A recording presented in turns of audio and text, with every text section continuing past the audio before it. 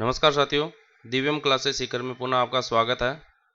आज की वीडियो में हम देखेंगे कक्षा 10 का प्रायिकता का टॉपिक।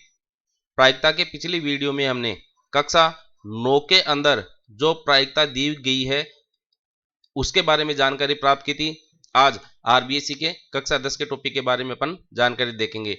देखिए, प्रायिकता का जो क्वेश्चन होते हैं उस पर पहुंचने से पहले इसकी जो कुछ शब्दावली है, परिभाषाएं हैं, उसके बारे में अपन जानकारी प्राप्त करेंगे।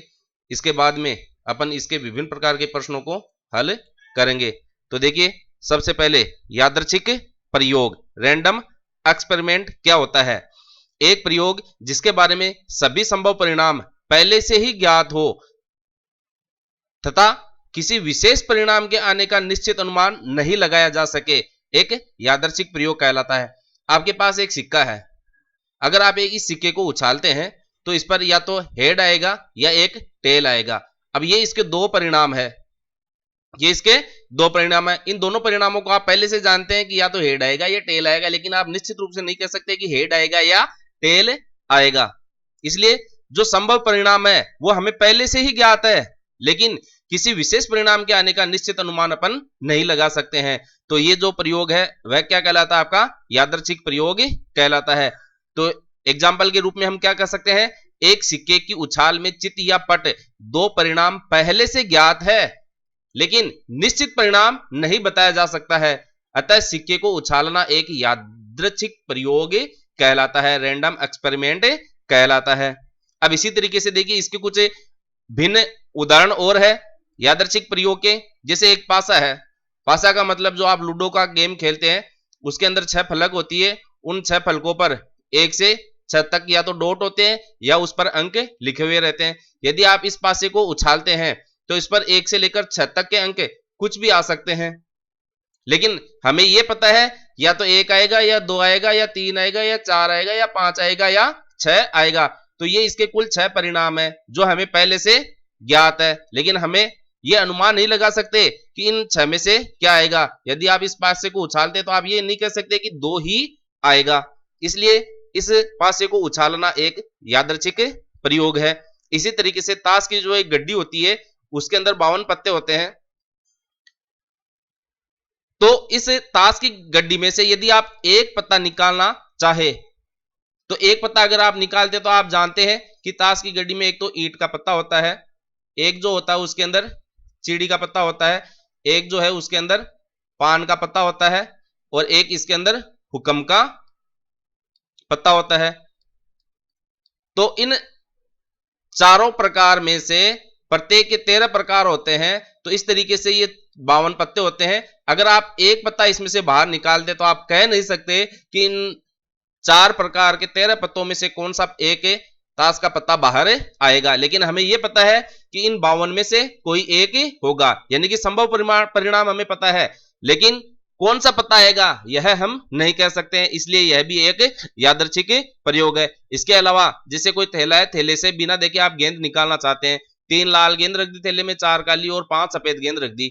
अब इनमें से कोई एक गेंद आप निकालेंगे तो कोई सी भी गेंद निकल सकती है, लाल भी निकल सकती है, काली भी निकल सकती है, सफेद भी निकल सकती है, लेकिन संभव परिणाम इसके क्या हो सकते हैं? 3 लाल हो सकती है, 4 काली हो सकती है, 5 सफेद हो सकती है, ये हमें पता है, लेकिन इनमें से कौन सी गेंद आएगी ये हम नहीं कह सकते। इसलिए यह एक यादृच्छिक प्रयोग है। तो यादृच्छिक प्रयोग को आपने अच्छी तरीके से समझ लिया। अब इसके बाद में अपन आगे बात करते हैं अभिप्रयोग एवं घटना की। देखिए, अभिप्रयोग एवं घटना, ट्रायल एंड इवेंट, किसी भी संदर्भ का कोई प्रयोग जिसका कई संभावित परिणामों में से एक परिणाम अवश्य प्राप्त होता है, एक अभिप्रयोग कहलाता है। जैसे आप एक सिक्के को उछालते हैं, आपके पास एक कॉइन है, आपके पास एक कॉइन है। अब कॉइन है, इसको उछालेंगे तो आप या तो हेड आएगा या टेल आएगा। तो ये क्या कह रहा है कि कोई भी जो प्रयोग है उसके संभावित परिणामों में से एक परिणाम अवश्य प्राप्त होता है। तो हम इस सिक्के को उछालने का एक प्रयोग कर रहे हैं जिसमें से अपने को हेड या टेल अवश्य प्राप्त होता है, तो यह एक अभिप्रयोग कहलाता है। अब देखो, हमने सिक्के को उछाला तो अपने को हेड या टेल प्राप्त हुआ है, तो ये हेड या टेल प्राप्त होना यहां घटना कहलाता है। जो इवेंट शब्द है वो परिणाम से जुड़ी हुई है। हमने जो सिक्का उछाला है, जो पासा उछाला है, उससे हमें रिजल्ट क्या मिला है, वो रिजल्ट यहां पर घटना कहलाती है। तो किसी अभिप्रयोग के जो संभावित परिणाम है वह घटनाएं कहलाती है। एक सिक्के के लिए यदि हेड आता है तो वह उसकी एक घटना है, टेल आती है तो वह उसकी एक घटना है। अगर आप एक पासे को उछालते हैं तो पासे पर अंक 1 से लेकर 6 तक कोई भी एक प्राप्त होता है तो वह उसकी एक घटना है। तो फिर अभिप्रयोग क्या है? अभिप्रयोग सिक्के या पासे को उछालना एक अभिप्रयोग कहलाता है। देखिए, किसी भी संदर्भ का कोई प्रयोग जिसका कई संभावित परिणामों में से एक परिणाम अवश्य प्राप्त होता है। तो ये जो एक परिणाम आपको प्राप्त हो रहा है वो कब प्राप्त होगा? जब आप इस एक सिक्के को या एक पासे को उछालेंगे। इसको अगर आप उछालेंगे तो आपको एक परिणाम प्राप्त होगा। तो यहां देखिए, एक सिक्के को उछालना एक अभिप्रयोग कहलाता है। इस पर चित्त या पट आना एक घटना कहलाती है। इसी तरीके से यदि हम पासे के संदर्भ में बात करें तो एक पासे को उछालना एक अभिप्रयोग कहलाता है और पासे पर 1, 2, 3, 4, 5 अथवा 6 में से किसी एक अंक का आना घटना कहलाती है।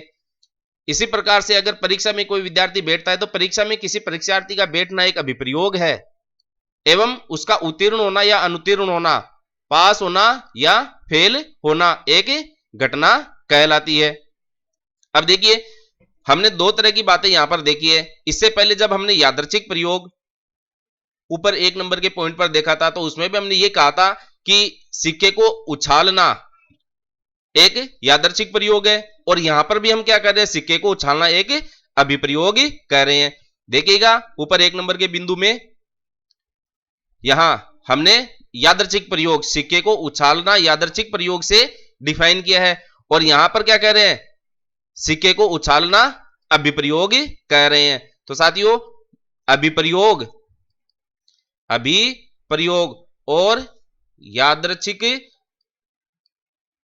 प्रयोग दोनों एक ही बात है। यानी कि सिक्के को उछालना एक अभिप्रयोग के रूप में भी इसको हम प्रयुक्त कर सकते हैं और यादृच्छिक प्रयोग के रूप में भी इसको प्रयुक्त कर सकते हैं। तो इस चीज को आप अच्छी तरीके से क्लियर कर लेना। बात करते हैं अपन आगे सरल घटना की। तो देखिए, सरल का मतलब सरल होता है, सिंपल होता है, उसमें कोई कंडीशंस लागू नहीं होती है, उसमें कोई कंडीशंस लागू नहीं होती है। तो देखिए, किसी अभिप्रयोग में एक समय में केवल एक घटना घटित हो तो उसे सरल घटना कहते हैं। सिक्के को उछाला, हेड या टेल आ गया, जो भी आया बस वो प्राप्त हो गया, तो यह एक सरल घटना है। इसके अलावा जैसे एक थैले में कुछ काली तथा सफेद गेंदें हैं, उसमें से एक गेंद निकालना आपके लिए एक सरल घटना है।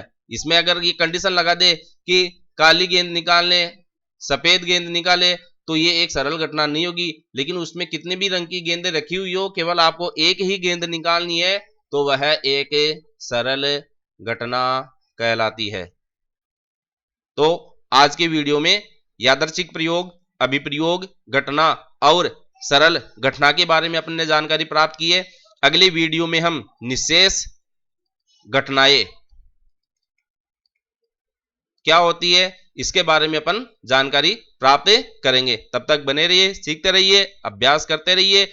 Always remember, math is a game, play it with practice. धन्यवाद।